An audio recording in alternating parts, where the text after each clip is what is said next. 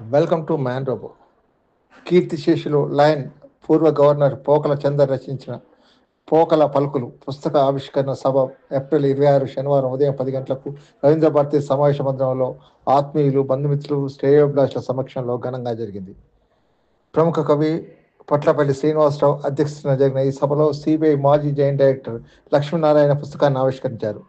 ఈ సందర్భంగా ఆయన మాట్లాడుతూ కొన్ని ఏళ్ల క్రితం తనకు నల్గొండలో ఒక సమావేశంలో వక్తల రూపంలో చందర్ పరిచయం అయ్యారని గుర్తు చేశారు. ఆ రోజు నుండి మా అనుబంధం కొనసాగుతూ సాహిత్యపరంగా ఒకరికొకరు అభినందించుకునేవారమని గుర్తు చేశారు. మానవ దృక్పథం గల స్నేహశీలి అన్నారు.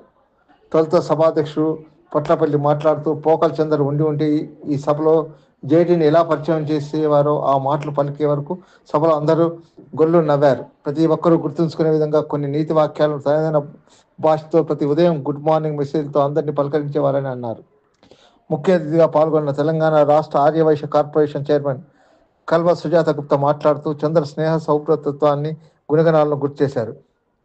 గౌరవ అతిథి ఉప్పల శ్రీనివాస్ గుప్తా మాట్లాడుతూ అపోప సంస్థ చంద్ర చేసిన సేవలు మరవలేమని అన్నారు. నెల్లూట్ల రమాదేవి పుస్తక పరిచయం చేస్తూ వారిలో ఉన్న సేవాతత్వం, నిండుతనం, రచయిత, ఉద్యోగి గుణగణాలను విశ్లేషించారు. ఈ సభకు వ్యాఖ్యాతగా సీనియర్ జర్నలిస్ట్ పెండం వేణుమాధవరావు వ్యవహరించారు. తెలంగాణ రాష్ట్ర అవోపా హైదరాబాద్ సభ్యులు కీర్తిశేషులు పోకల చందర్ కుటుంబ సభ్యులు సంయుక్తంగా నిర్వహించిన ఈ సమావేశంలో చందర్ కుటుంబ సభ్యులు నీల్ పోకల, రమ్యాదేవి, జి మేఘనేశ్వర్, ఆర్ నమశివాయ, పోలా శ్రీధర్, కందికొండ శ్రీనివాస్, కట్ట రవికుమార్, ఎన్ వెంకటేశ్వరరావు, చందర్ సహచర పూర్వ జిల్లా governor K Govindaraj, Tammira Lakshminarasimharao, Kanna Parashuramulu, Hanmakonda lions club సభ్యులు SM Reddy, R Ramanareddy, K Ramanaiah, Satyanarayana, Dhananjaya తదితరులు పాల్గొన్నారు.